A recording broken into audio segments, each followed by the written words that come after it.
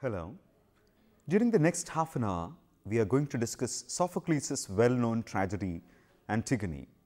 Before we proceed to the details of the play, let us learn a bit about the dramatist, that is Sophocles, and the genre of the play, tragedy. Sophocles was one of the three major playwrights of ancient Greece. Do you know the names of the other two? They are Aeschylus and Euripides. Sophocles probably lived between 497 BC and 406 BC. He was born into a wealthy family in Attica, the part of Greece which contained Athens. He wrote 123 plays, but out of these plays, only 7 have survived. They are Ajax, Antigone, Trachinian Women, Oedipus the King, Electra, Philoctetes, and Oedipus at Colonus. During Sophocles' days, the Greeks used to hold dramatic competitions as part of the religious festival called Dionysia. The Greek theatre was in the open air on the side of a hill. It could accommodate up to 12,000 people. Sophocles is believed to have won 24 out of the 30 competitions he participated in. This number is higher than the competitions won by his contemporaries Aeschylus and Euripides. Antigone is one of the richest plays written by Sophocles. There is a story about Sophocles' death. It is said that he died during an attempt to recite a long passage from his Antigone without pausing to take a breath.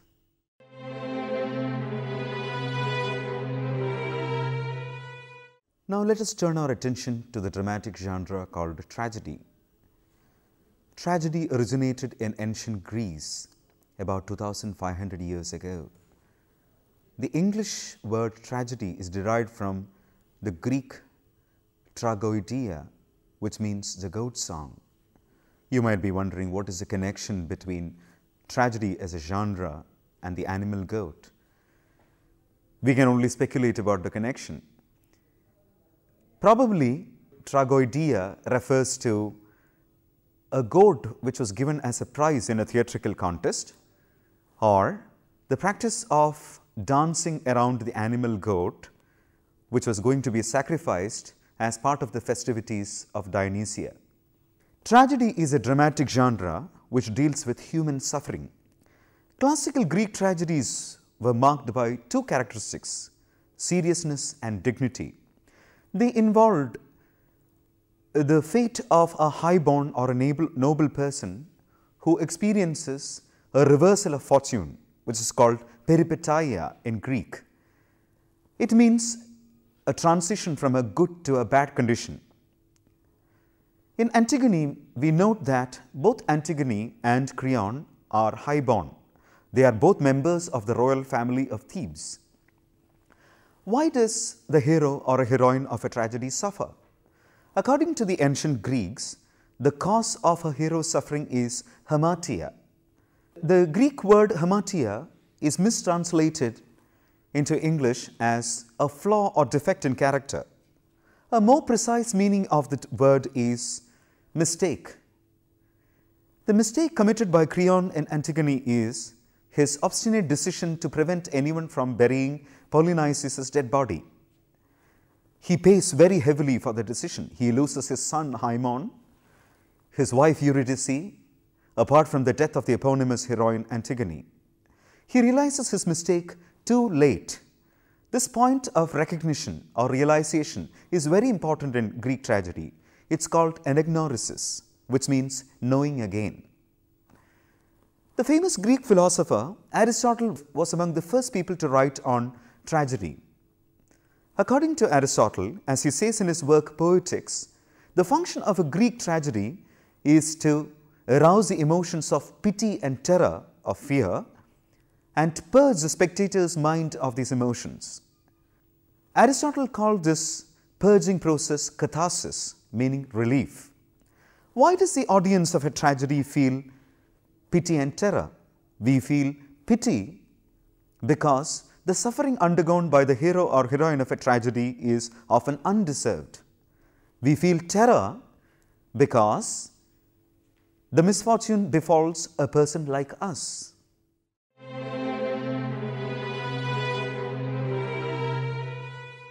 The story of a play is enacted by its characters. The characters of a dramatic work are called dramatis personae. The dramatis personae of Antigone include Antigone and Ismene, the daughters of Oedipus, Creon, the king of Thebes, Eurydice, Creon's wife, Haemon, Creon's son, Tiresias, the blind prophet, and the chorus of Theban elders. There are also minor characters such as the two messengers and the guard who is set to watch the corpse of Polynices. It is important to understand the background of a play before we start understanding its plot. Sophocles' Theban plays, namely Oedipus the King, Oedipus at Colonus, and Antigone, concern the fate of the city-state of Thebes during and after the reign of Oedipus. Oedipus had killed his father Laius and married his mother Jocasta without knowing that they were his parents. When the truth is revealed, Jocasta commits suicide and Oedipus blinds himself. The children of Oedipus are left to sort out the consequences themselves. Oedipus's family is fated to be doomed for 3 generations. Antigone and Ismene, characters in the present play, are Oedipus's daughters. Oedipus at Colonus deals with the death of Oedipus at Colonus and the beginning of a strife between his sons Polynices and Eteocles. Eteocles, the eldest son and now king of Thebes, had exiled his brother Polynices.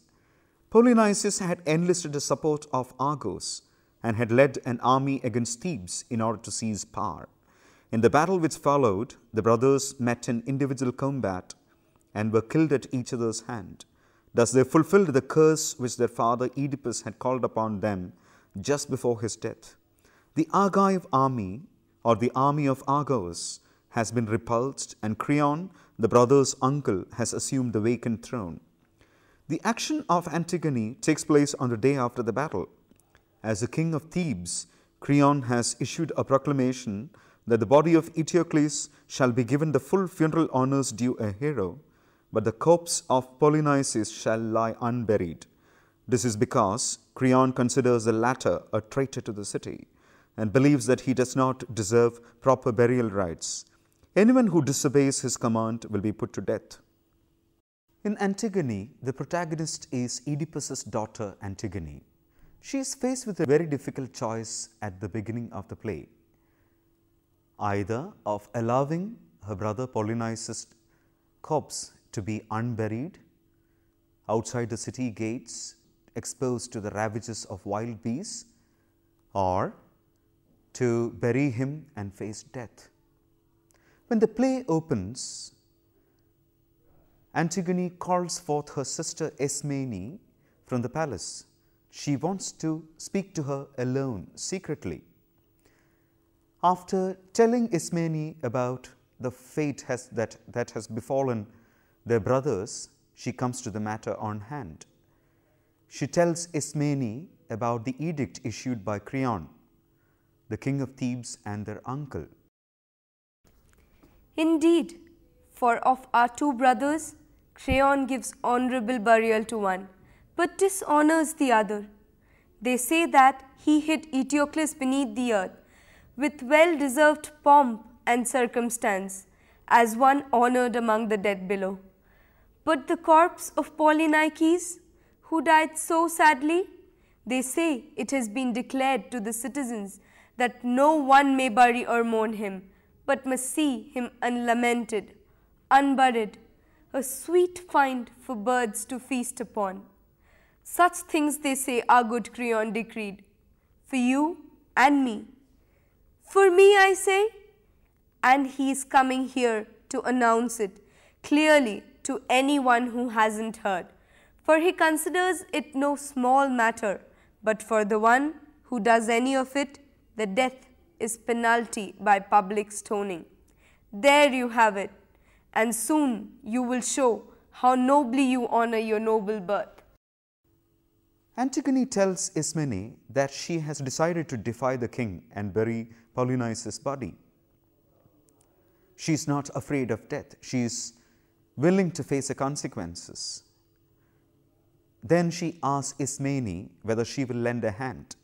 But Ismene is timid and cautious.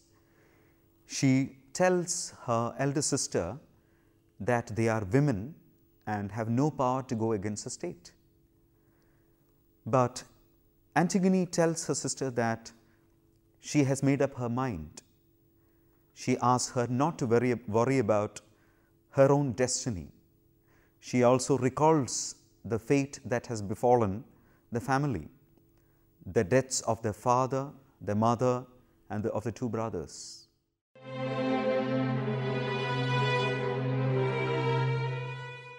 Meanwhile, a fear-struck guard reports to Creon that somebody has buried Polynices' dead body. Creon is shocked. He declaims at length on how people can be lured into such acts by love of money. He asks the guard to bring the culprit. The guard goes away. At this point, the chorus of Theban elders delivers what is called the Ode on the Wonders of Man. This part speaks about the potential of the humankind. Man has mastered nature, tamed wild animals, used the earth and its resources for his own purpose. Only against death his will avails not. The chorus also dwells on the question of moral choice and expresses pity for Antigone. The guard brings Antigone before Creon. Antigone confesses her deed and that it was a conscious choice and not due to ignorance of law.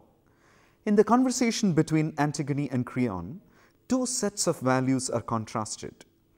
Family ties and duty to the dead and to the gods represented by Antigone, and the laws of the state and a simple definition of justice represented by Creon. He makes no distinction between the two brothers and insists that a sister also do the same. He is obstinate. An enemy is not a friend even when dead. If he had made an exception, prudent or humane, he could have saved several lives. Antigone's statements suggest that Creon's edict tantamounts to tyranny, but people keep quiet about the injustice out of fear. Ismene comes forward and expresses her desire to share the responsibility for the deed and the consequent punishment. But Antigone wants to save her sister. Creon is determined to put the culprit to death. Ismene tries to persuade Creon, saying that Antigone is betrothed to his son Haemon, but he is adamant. Creon is adamant. He is unmoved. He wants to send her to death. In the next part of the play, Creon's son Haemon comes to plead for Antigone. He begins professing obedience to his father's precepts, but points out the injustice meted out to Antigone. In not allowing her brother's corpse to be devoured by the beasts, she has done a noble deed. She should be rewarded for this. Instead, she is awarded death. Creon is arrogant and unmoved. This is the mistake for which he pays later. He accuses his son Haemon of being a woman slave. But Haemon rightly points out that it is always better to pay attention to a second point of view. Creon does not pay attention to a second point of view, another man's opinion. Here we find that Haemon is democratic. By contrast, Creon is autocratic. For fear of his regime earning a bad name and himself a curse, Creon does not order an execution. Instead, he orders Antigone to be imprisoned in a rocky cave with a little food. She may or may not escape death. I shall take her to a place completely devoid of human life and hide her living in a rocky cavern. I'll put in with her as much food as will ward off a curse, so that our city will escape all pollution. There she can pray to Hades, the only god she worships, and perhaps she will find a way not to die or learn, though too late for her, that it is excessive work to love the dead. As you probably know, Hades is the god of the underworld. Antigone's parting is full of pathos. See me, O citizens of my ancestral land, treading the final path, gazing on the final light of the sun. Never again. But death, the groom of all, leads me alive to the promontory of Acheron. I have no share of marriage hymns, nor will any hymn me for my wedding anyhow, but I shall be the bride of death. O city, O rich gentlemen of the city, hail, springs of dust and grove of many charioted Thebes, I will yet have you as my witness. How I have no friends to mourn me. By what laws I go to the heaped up prison of my unheard of tomb. Oh, my poor lot who have no home among mortals or corpses, neither the living or the dead. Unwept, friendless, with no marriage hymn, unfortunate, I am taken down the prepared road. It is no longer right for unhappy me to see this holy eye of light, but no friend groans over my unwept fate. Creon changes his mind only when the blind prophet Tiresias tells him that his decision has invited the wrath of gods. He decides to release Antigone now, but it is too late. Antigone commits suicide. Unable to bear the loss of his bride, Haemon also drives the sword into his ribs.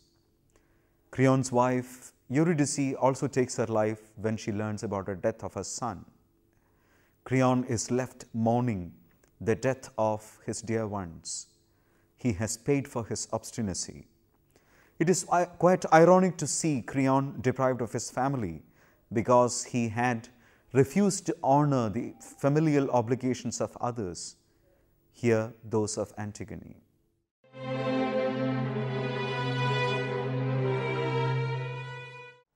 Let us now explore the major themes of the play. The first of the themes is pride or obstinacy. For the ancient Greeks, the cause of the hero's suffering and downfall is pride or arrogance. They called it hubris. The word also suggested defiance of gods. Pride in all these senses or hubris is very much a theme in Antigone. When Creon decides to prevent people from burying Polynices, he is not only displaying arrogance and power, he is also acting against age-old divine injunctions. His own edict seeks to challenge and substitute old laws of the gods concerning the burial of the dead. In fact, he arrives his personal whim to override custom. Even when he realizes his mistake, he refuses to admit it. It's only a matter of prudence when he changes his mind. I would say that the play revolves around a series of paired opposites or binaries. This includes individual versus state, conscience versus law, moral or divine law versus human law, and so on. The choices made by the characters in the play are mainly choices surrounding these values. We find that Antigone and her set of values line up against the first entity in these pairs, and Creon and his values are associated with the second entity in these pairs. I would say that the play has a preference for the first set of values, that is, the values represented by Antigone. No wonder then that Antigone has been a powerful source of inspiration for generations of dissidents. The play has been a constant source of strength for those who feel powerless in the face of overwhelming political forces. They have nothing to fall back on except the moral foundation of their actions. The conversation between Creon and Haemon take up vital issues concerning the state. Who is the state meant for? For those who is the state meant to serve those who rule, or is it meant to serve those who are ruled? You might also remember the French Revolution of 1789, in which the freedoms and rights of people were at stake. It might be argued that Creon is acting in the aftermath of a civil war. Perhaps he is trying to reassert the authority of the state by proving himself a strong ruler and trying to ensure political stability in Thebes. The apparent reason given by Creon for ill-treating Polynices' body is that he was a traitor to the city and had enlisted the support of the enemy to wage war against the city-state of Thebes. Perhaps this is the reason why the chorus supports Creon. But we cannot overlook Creon's tyrannical attitude. Perhaps we can conclude that he allows his personal whims and fancies, his personal ambition and personal prejudices to overcome his good intention. We now discuss the position of women as represented in the play Antigone. As you might notice, Antigone's gender is a major factor which determines the responses to her actions. She subverts traditional gender roles. She is bold enough to do that. By contrast, Ismene confines herself to the roles assigned to her by a patriarchal society. When Antigone expresses her determination to bury her brother's body, Ismene advises caution. She suggests a course of moderation. Creon himself feels the need to defeat Antigone in her bold pursuit because she is a woman. He is quite explicit about the patriarchal ideology which he espouses and enacts. He says, "No woman will rule while I live." Even when he realizes his mistake, he says that even if he were correct, he would not admit his mistake to a woman. The freedom enjoyed by Greek women was very less. They were meant to be passive, submissive, and obedient to men. In the play Antigone, we have the telling example of Eurydice, who confines herself to knitting in the palace till the time she dies. She does not have any part in the decisions which are unilaterally taken by her husband. By contrast, Antigone subverts gender roles and hierarchy. Her rebellion threatens Creon's position in two ways. Firstly, she threatens Creon's position as the male head of the family. Secondly, she also challenges his role as the ruler of the state. Antigone is betrothed to Haemon, who is Creon's son. It is all the more important for Creon to suppress this rebellion because he feels that if he cannot enforce his authority in the family, he cannot enforce that in the state either.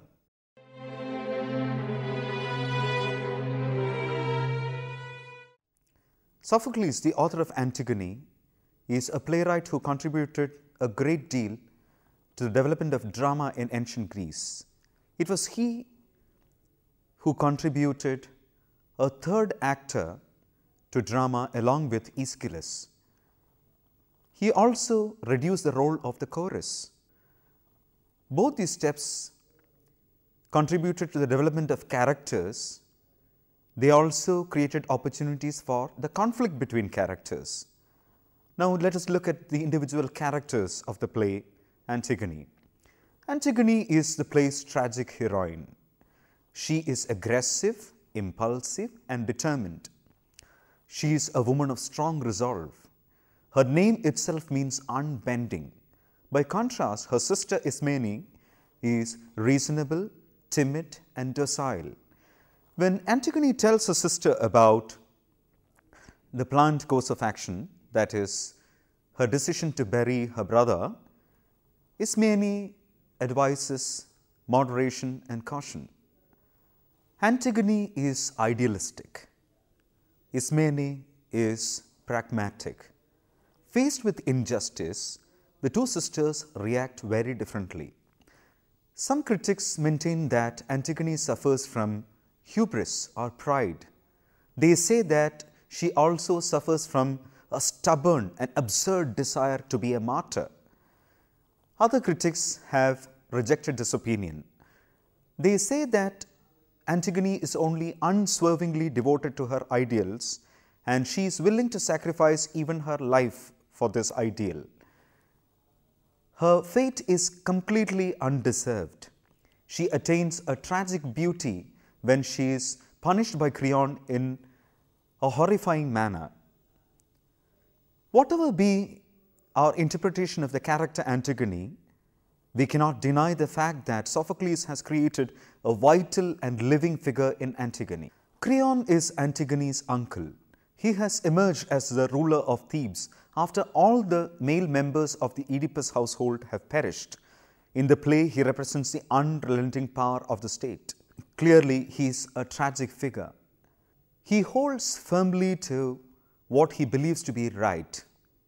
Nothing shakes him, even the fierce opposition of his son Haemon. At the end, he achieves tragic grandeur when he realizes his guilt and assumes responsibility for his actions.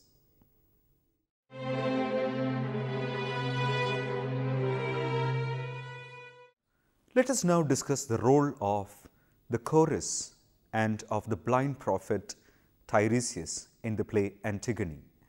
The chorus is a group of performers in an ancient Greek play. Originally, it was the sole element of a tragedy which enacted its part in relation to the solitary actor. Then, that was before the introduction of multiple actors by Aeschylus and Sophocles, the chorus consisted of about 50 members, but Sophocles reduced the number to about 12 or 15. The chorus comments on the action of the play with a collective voice. The individual members who form part of the chorus are unimportant. What is the function of the chorus in a tragedy? They perform a mediatory role between the stage and the audience, or the actors and the spectators. They guide the response of the audience. They provide background information for the understanding of the plot. For example, in Antigone, they tell us about the flight of the Argives and what happened prior to the beginning of the play. They also voice concerns and worries about which the characters cannot openly speak.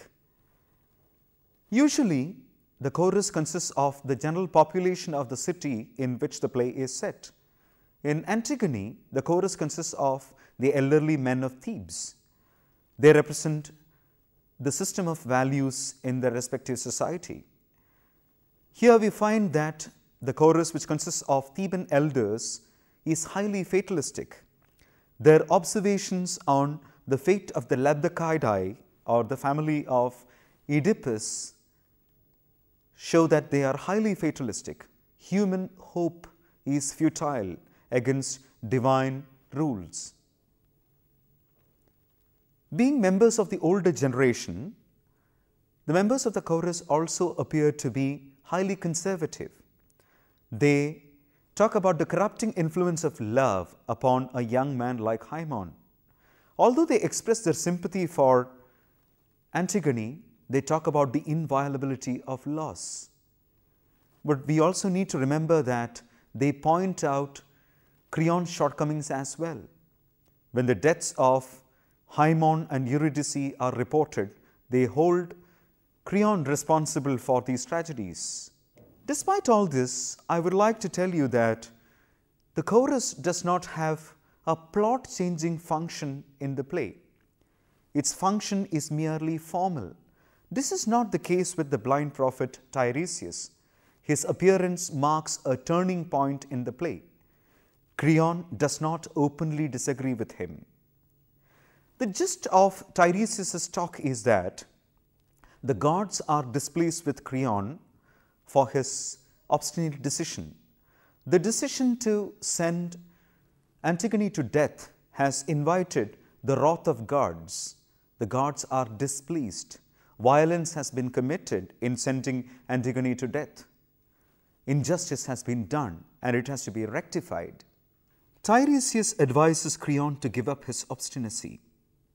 He says, "For every human being makes mistakes, but when he has made a mistake, that man is no longer foolish and unhappy who remedies the evil into which he has fallen and is not stubborn. Obstinacy brings a charge of stupidity. Yield to the dead. Don't kick a fallen man.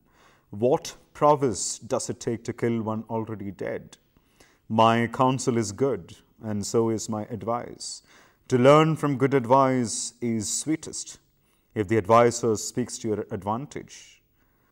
The chorus also advises a course correction. Creon finally yields. He decides to go personally and release Antigone. But his actions have already changed things irreversibly.